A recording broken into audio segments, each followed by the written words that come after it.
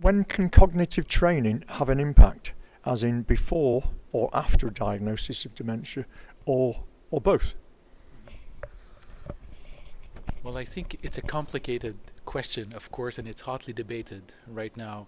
I think it has a role both before and after, but one has to realize that we're all different and we all respond differently to different cognitive training strategies. And not only that, we all have different needs and we all need maybe different cognitive training strategies to help us compensate for deficits that we might have. So it's really not that simple to find what is the right training for the right person, and there's not going to be a one-size-fits-all strategy for everybody. So it really depends on what your strengths and weaknesses are so that you can build a reserve and compensate, mitigate the effect of an illness. So I would say that maybe these strategies that would be most helpful might be different before diagnosis and after diagnosis, and they really depend on what the needs and the strengths and the weaknesses of the person are.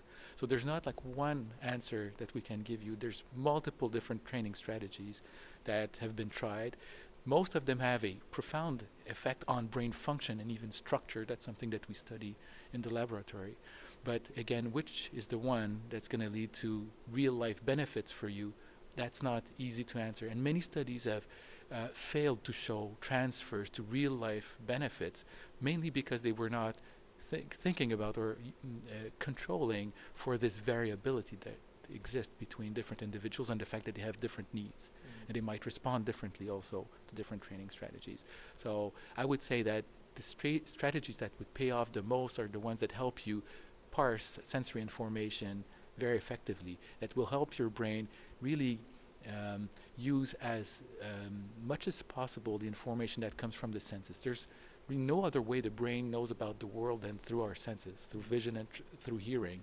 And if these inputs are noisy, if you don't have adjusted glasses, if you don't wear hearing aids, the brain is going to have a harder time making sense of these inputs, and it's going to be harder to memorize them, to remember them, and to use them to make decisions. So any strategy that improves sensory discrimination will be very effective. Learning a musical instrument, learning a new language, these are examples of that, but there's also commercially available strategies that work these aspects very specifically as well.